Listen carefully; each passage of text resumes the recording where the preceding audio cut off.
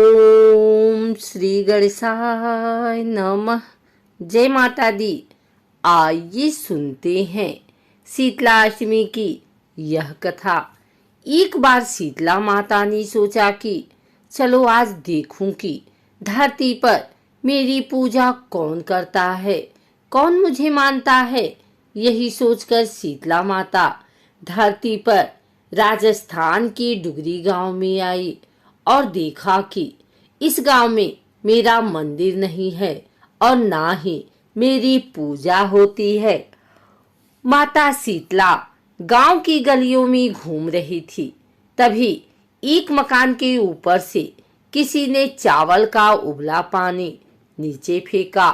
वह उबलता पानी शीतला माता के ऊपर गिरा, जिससे शीतला माता के शरीर में फफोले पड़ गए। शीतला माता के पूरे शरीर में जलन होने लगी।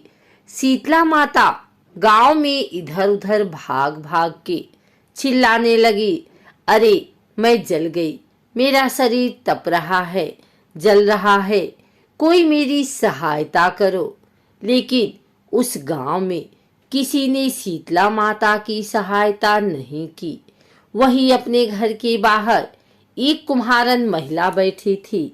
उस कुम्हारन ने देखा कि अरे यह बुढ़िया माई तो बहुत जल गई है, इसके पूरे शरीर में तपन है, इसके पूरे शरीर में फफोले पड़ गए हैं, यह तपन सहन नहीं कर पा रही है।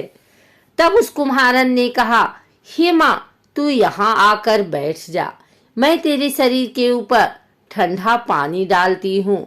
कुम्हारन ने उस बूढ़ी माई पर खूब ठंडा पानी डाला और बोली, हे माँ, मेरे घर में रात की बनी हुई राबड़ी रखी है, थोड़ा दही भी है, तू दही राबड़ी खा ले। जब बूढ़ी माई ने ठंडी ज्वार के आटे की राबड़ी और दही खाया तो उनके शरीर को ठंडक मिली। तब उस कुम्हारन ने कहा, आमा बैठ जा, तेरे सिर के बाल बहुत बिखरे हैं, ला मैं तेरी चोटी गूंथ देती हूँ। और कुम्हारन माई की चोटी गूंथने लगी, कंघी बालों करती रही। अचानक कुम्हारन की नजर उस बूढ़ी माई के सिर के पीछे पड़ी तो कुम्हारन ने देखा कि एक आंख बालों के अंदर छुपी है। यह देखकर वह कुम्हारन डर के मारे घबरा कर भागने लगी। तभी उस बूढ़ी माई ने कहा, रुक जा बेटी, तू डर मत, मैं कोई भूत प्रेत नहीं हूँ, मैं शीतला देवी हूँ। मैं तो इस धरती पर देखने आई थी कि मुझे कौन मानता है, कौन मेरी पूजा करता है। इतना कहकर माता चार भुजा वाली हीरे जवाहरात के आभूषण पहने, सिर पर स्वर्ण मुकुट धारण किए अपनी असली रूप में प्रकट हुई। माता के दर्शन कर कुम्हारन सोचने लगी कि अब मैं गरीब इन माता को कहाँ बिठाऊं। तब माता बोली, हे बेटी, तुम किस सोच में पड़ गई।